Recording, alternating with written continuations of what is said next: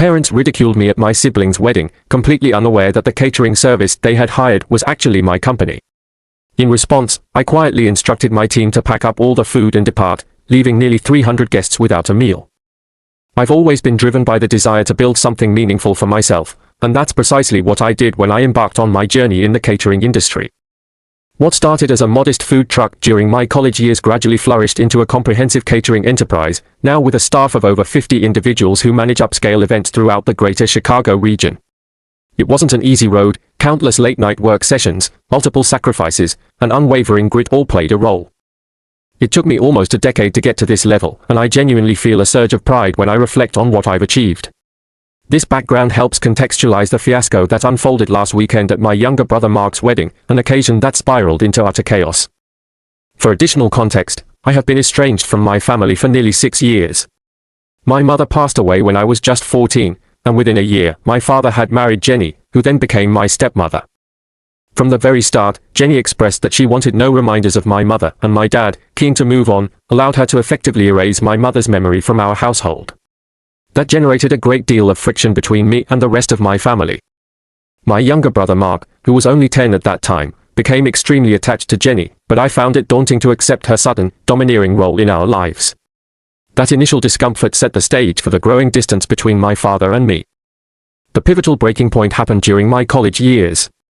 While I was balancing multiple part-time jobs to afford tuition, my father refused to provide any financial support, insisting it would teach me accountability. Meanwhile, he was paying in full for Mark to attend an expensive private college, a discrepancy that was impossible for me to ignore. Jenny's snooty attitude didn't help matters, and she took every chance to demean the progress of my growing food enterprise.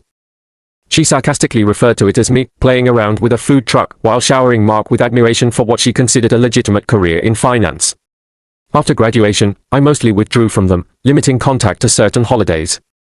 The final straw came 6 years ago, when I discovered my father and Jenny had sold our childhood home without even telling me. By the time I learned of the move, they'd relocated to a new house, and all of my mother's leftover possessions, items I truly cherished, were gone. When I confronted my father, he dismissed my concerns by saying I was being overly sentimental and needed to let go of the past. That was when I chose to sever ties. Fast forward to about a month ago, out of the blue, I got a formal invite to Mark's wedding.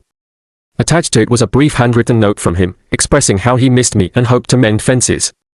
After spending a good chunk of time weighing my options, I decided to attend. Despite the painful family history, I wanted to believe things could improve. I even proposed catering the wedding at a substantial discount as a peace offering, but Mark politely declined, explaining they had already hired another company. Though it stung, I tried not to dwell on it. The wedding took place at an exquisite venue in Lake Forest, and I arrived feeling guardedly hopeful. Mark genuinely seemed delighted to see me, which offered a spark of relief, but Jenny's mood was unchanged. In the very moment she laid eyes on me, she tossed out underhanded remarks about my looks and the catering business I ran. I held my tongue and attempted to enjoy the ceremony, which was undeniably lovely. Still, the seating arrangement for the reception spoke volumes.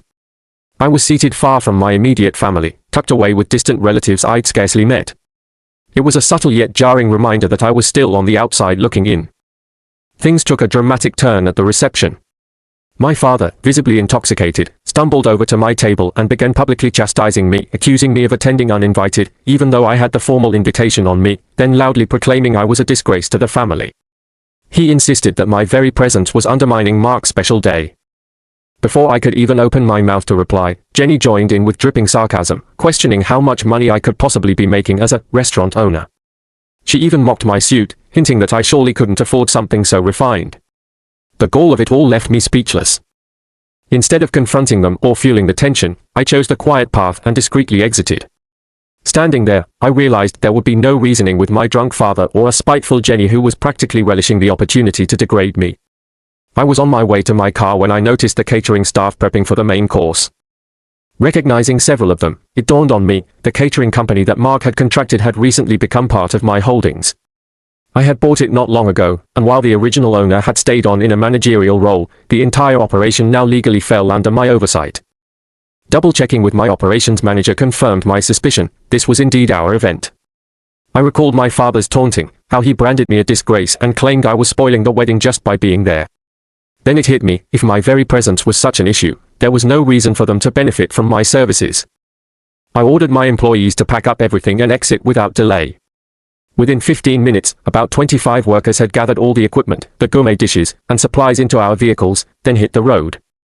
An uproar started almost at once, as 300 guests found themselves with no main course or dessert. Witnessing the confusion, many realized something had gone terribly wrong. My father tried to step in, but it was too late. The contract they had signed with the catering company's previous proprietor contained a clause allowing us to discontinue service if any antagonistic or bigoted behavior was directed at our personnel or leadership. That condition had been met, without a doubt. I left my business card with the venue manager, advising her that if there were any payment disputes, my father could speak with my attorney. The aftermath was both immediate and turbulent. By the following morning, I had a barrage of missed calls and text messages, primarily from relatives labeling me self-centered and vindictive. Mark composed a lengthy message declaring I had single-handedly wrecked his wedding and proven Jenny's views about me. Unsurprisingly, my father swore he'd sue me for not honoring our contract. I sent all these messages to my lawyer and then blocked their numbers. In the hours that followed, I received calls from a few people who had been present at the wedding. Much to my amazement, several sympathized with me, dismayed by how my father and Jenny had insulted me in front of everyone. One of Mark's friends, who was already familiar with my catering business, even messaged me to express regret for the situation and praised my team for acting swiftly and professionally. Although this moral support was unforeseen, it comforted me to realize I wasn't entirely alone in recognizing the injustices of that night. In the ensuing days, I became aware that word of Mark's wedding had circulated among various social circles, especially given how events had abruptly ended. News about the spectacle spread among Mark's colleagues and acquaintances, and it didn't take long for Jenny's meticulously cultivated image to show cracks. Several mutual contacts conveyed that Jenny was frantically trying to shift blame onto me for sabotaging the wedding, but no one was buying her misguided tale. The damage had already been done. Reflecting on the entire episode, I can't pretend to feel remorseful. I wasn't some wedding crasher stirring up trouble, I had a legitimate invitation. They gave me no courtesy but rather humiliated me in front of everyone. I then used my right, as per the contract, to withdraw my company's services. It was strictly business. If they couldn't tolerate my presence, they certainly wouldn't want my catering, either. That said, I do feel unsettled at being dragged back into the family chaos I had tried to escape years ago. I've been asking myself if my reaction was too extreme or if they rightfully earned that outcome by antagonizing me. Either way, it has weighed on me, so I decided to share my story on Reddit to see if others think I was out of line or if my actions were justified. Update 1. I want to extend a heartfelt thank you to everyone who offered such strong support. Honestly, I didn't think this story would generate this level of discussion, but I appreciate all the kindness and the variety of perspectives you've shared. It's been overwhelming in a good way, and I'm grateful for the new insights I've gained about this troublesome situation. Many people have inquired about the legal nuances, particularly whether my father and Jenny might actually move forward with legal action against me. The short answer is yes, they have threatened to sue me, as I expected. Here's the status so far. Right after the fiasco at the wedding, I contacted my lawyer to stay a step ahead of any lawsuits. We went through the contract that existed between my catering firm and the business's former owner, the same contract Mark or his wedding planner had signed. Fortunately, the contract is airtight. It contains a clause allowing the termination of services if there is any animosity or harassment directed at either our staff or our executive team. That clause was intentionally inserted to safeguard our company in exactly these types of precarious circumstances. To ensure our defense was robust, I got in touch with the venue's manager, who verified that their security cameras caught the key moments of that night. The footage confirms my father confronting me, and while the audio wasn't crystal clear, you can make out enough to verify his tirade. Jenny's cutting remarks are also somewhat audible, plainly indicating they behaved in a hostile way that justified my company's decision to pull out of the event. Armed with this evidence, I felt that my legal standing was rock solid. A few days after the wedding, my attorney sent a formal letter to my father's lawyer laying out the facts. We highlighted how the contract permitted service termination based on their aggressive behavior. We even referenced the camera footage and indicated our readiness to share it if that proved necessary. Initially, I hoped that this would settle the matter, but I underestimated Jenny's capacity for vengeance. Just yesterday, my father's lawyer replied, demanding that I offer a complete reimbursement for the catering. They went further by threatening a lawsuit for damages, saying I had destroyed the wedding and inflicted irremediable harm. They wanted the catering fees back and also sought additional compensation for the turmoil of the reception. Naturally, I didn't intend to capitulate to their demands, especially given that they had created the dilemma in the first place. Following discussions with my lawyer, we opted to propose a different arrangement. We would give them 50% of the deposit back, but only if they adhered to two conditions. First, they had to sign a non-disclosure agreement, NDA, meaning they would refrain from discussing the incident publicly or writing damaging reviews online. Second, they had to sign a release of claims to prevent them from continuing any legal proceedings against me or my enterprise. Our offer is now awaiting their response. Amid all this legal back and forth, Jenny has been actively stirring up trouble. A few days ago, the venue manager informed me that Jenny tried to leave negative reviews about my catering service online. In those reviews, she alleged that we sabotaged the wedding and exaggerated events to make the family look bad. Luckily, the venue manager managed to intercept these reviews, but it's still irritating. My legal counsel is fully aware, and if Jenny persists in trying to defame me or my company, we'll consider it slander and escalate accordingly. Surprisingly, the fiasco has also brought unexpected dividends to my business. Several wedding guests have contacted me since then, praising my team's poise amid such mayhem and even inquiring about hiring us for future functions. They've said they were impressed at how seamlessly and respectfully my staff managed the removal of all our equipment, ironic, given the chaos, but a silver lining nonetheless. As for Mark, he hasn't approached me directly. However, he sent a message through one of our cousins, revealing that he feels ashamed he never stood up for me that night.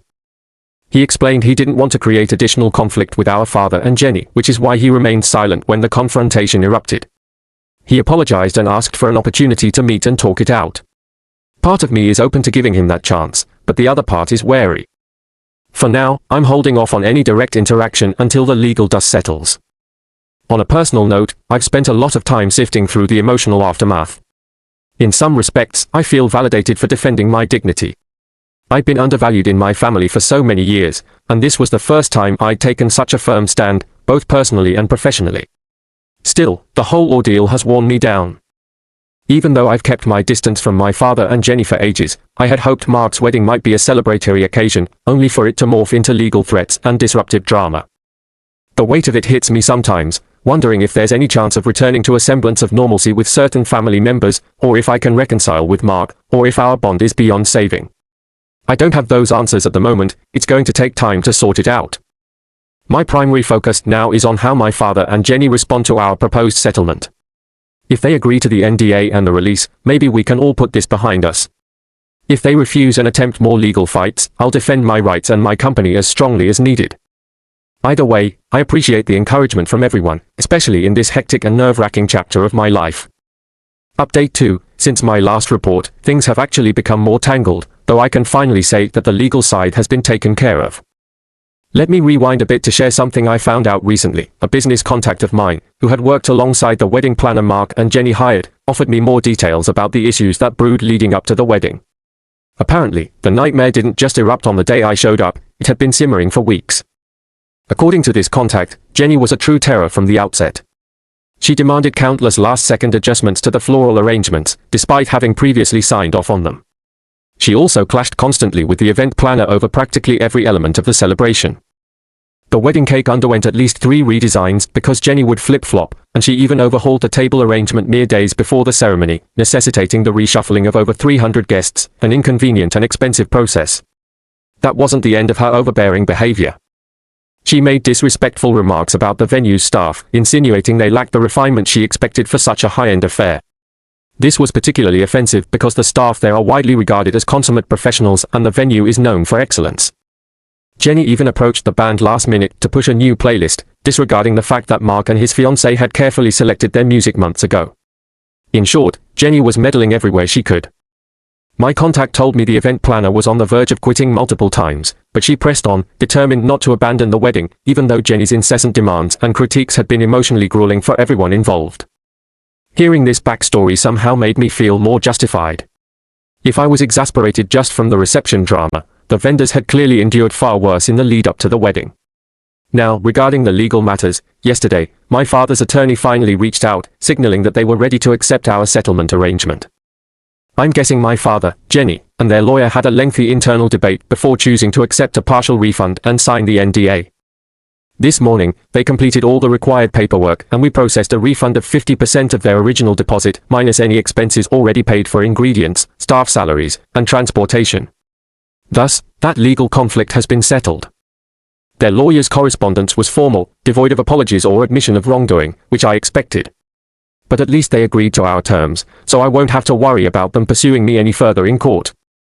However, while the lawsuit angle may be laid to rest, there's still plenty of personal fallout, and it's escalating. One alarming development is Jenny's continued attempts to erode my business. She has been calling some of my employees, trying to extract details on how my company operates. Fortunately, my employees are both loyal and well-informed enough not to divulge anything, especially under these suspicious circumstances. We've formally directed every employee to reroute any communication from my family to our legal team. Jenny hasn't stopped there. She's also contacted various business associates of mine on LinkedIn to spread defamatory claims about my character, alleging I purposely ruined her son's wedding. Harboring anger is one thing, but trying to sabotage someone's means of living crosses a serious line. Once I learned about this, my lawyer immediately served a cease and desist letter to Jenny. Since her efforts now edge into the realm of defamation, we are ready to pursue further action if she continues. I'm hopeful she'll pause after receiving the letter, but I can't rule out the possibility that she'll keep pushing boundaries, given her established pattern of going to extremes. The most surprising twist involves Mark. Initially, I assumed he'd keep his distance after the wedding, but apparently the fallout has seeped into his own marriage.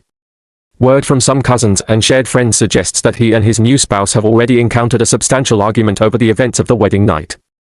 She was absolutely horrified by the way my father and Jenny treated me, and she confronted Mark, demanding that he should have intervened. From what I understand, she feels strongly that Mark needs to stand up to our father and Jenny, and that failing to do so was inexcusable. The tension escalated to the point that their honeymoon was postponed so they could address these issues. I don't have all the details, but it's clear Mark is being forced to re-evaluate the dynamic he shares with our father and Jenny now that he's married. My reaction to this news is a blend of relief and sadness.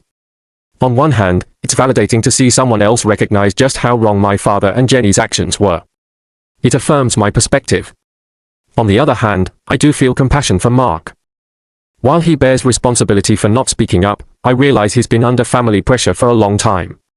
That doesn't excuse his silence, but I understand it's a complicated position for him, especially considering he's newly married and now juggling his wife's concerns and our father's demands. Meanwhile, I'm pressing onward. With the legal entanglements largely resolved and Jenny's meddling attempts being addressed by my legal counsel, I feel an emerging sense of closure. The future of my relationship with Mark and the rest of the family is an open question, and I'm approaching it one step at a time. I'm thankful for the unwavering support from my team, my professional partners, and certain relatives who've reached out privately to show encouragement. If anything else noteworthy unfolds, I'll be sure to let everyone know, but I'm increasingly optimistic that this storm is passing. Update 3. Hi, everyone. I hope life is treating you all kindly. I'd like to begin by expressing my gratitude for the overwhelming support, messages, and insightful comments I've received since this story first came to light. The past week has been a transformative journey for me, bringing developments I never expected. I wanted to share these changes and let you know what has happened since my most recent post. Yesterday, I finally met with Mark for coffee.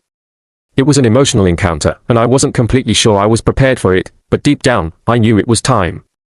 Our conversation was lengthy and intense, addressing years of unresolved tension. Mark ended up breaking down and taking accountability for the role he played in enabling Jenny's overbearing behavior and my father's favoritism. He looked visibly shaken, as if he'd been carrying this emotional load for a long time. While I always believed Mark cared for me, hearing him confess to being complicit in Jenny's control of the family dynamic was a significant admission. Mark went on to disclose that Jenny had manipulated their family structure via financial tactics. She convinced our father to put a large portion of their assets in her name, even obtaining partial ownership of Mark's condominium without his knowledge. He said he felt cheated, realizing that much of his perceived independence was nothing more than a facade and that Jenny had orchestrated everything in the background. Now that he's discovered the truth, he's working alongside a financial advisor to regain his autonomy. His decision made me proud, as it showed he's finally ready to stand on his own 2 feet and initiate changes in his life. During our coffee meetup, Mark also shared an uplifting breakthrough with his wife. Later that same day, his wife reached out to me privately, explaining that they had started attending couples therapy. It appears Mark is now finding the strength to oppose Jenny's manipulations in ways he never could before. They are also looking into buying a new condo, one not entangled with Jenny. Hearing that they are forging a path away from her influence gave me a sense of relief. It seems they are both determined to set limits and reclaim their independence, which I sincerely hope will continue to unfold in a positive direction for them.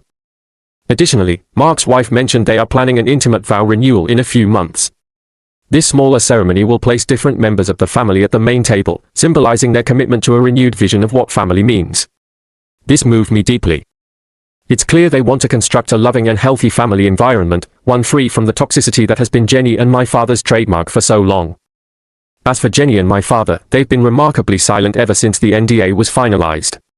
Through certain acquaintances, I've heard they are now dealing with social repercussions at their country club. Apparently, they had been sharing a distorted version of our family history, casting me as the antagonist. But as people begin to hear the real story, their standing in that social circle is taking a noticeable hit. It's rather ironic, after investing so much in appearances, their own behavior is leading to their social downfall. All of this has taught me the importance of holding firm boundaries with relatives who prove themselves toxic. Sometimes, you have to do the difficult thing, like enforcing those boundaries or defending your self-respect, even if it causes short-term upheaval. Sticking to my convictions and refusing to tolerate disrespect ultimately opened the door for healing and personal growth. I've been amazed by the outpouring of community encouragement, and I've realized there are plenty of people out there coping with similarly draining family scenarios. It's comforting to know my experience might resonate or help others who feel trapped in similar cycles.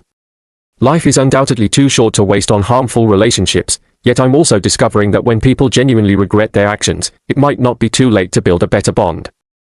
Looking ahead, I plan to keep my firm boundaries with Jenny and my father, as they have shown me repeatedly who they are. I have no desire to resume any closeness with them. On the flip side, I'm cautiously optimistic that Mark and other family members who are ready to act respectfully can still be part of my life. There's at least a glimmer of hope for a renewed relationship, especially now that Mark understands the value of healthy boundaries. Regarding my catering business, things have taken a turn for the better. Ever since the chaos of the wedding, interest in my services has soared. A number of potential customers told me that they admired how calmly my staff conducted themselves amidst the commotion, and I've been inundated with new inquiries. It's wonderful to finally see the benefits of my relentless labor, and to be recognized for my commitment to high standards. I also made it a point to meet with my employees and discuss the episode in detail. I wanted to make sure they felt appreciated and supported for their composure under exceedingly tough conditions. Their feedback touched my heart. Many mentioned they valued the strong team spirit that we've created together, which filled me with pride as a business owner and reaffirmed my belief in treating employees with respect and nurturing a positive workplace. For those who are curious about what will happen at any future family get-togethers, I'll be upholding my boundaries with Jenny and my father. Nonetheless, I'm open to connecting more deeply with Mark and relatives who show an effort to be decent and kind. It's a delicate balance, but I'm tentatively hopeful. Life is simply too fleeting to remain bogged down in hostility, and I prefer to channel my energy toward nurturing the supportive relationships that brighten my life. Thank you so much for all the awards, uplifting comments, and private messages. They've truly meant the world to me. I may not post more updates in the future, but I wanted to provide this final chapter so everyone could see the positive turn things have taken. I encourage anyone going through comparable family dilemmas to remember that advocating for yourself, even when it's daunting, might ignite change you never thought possible.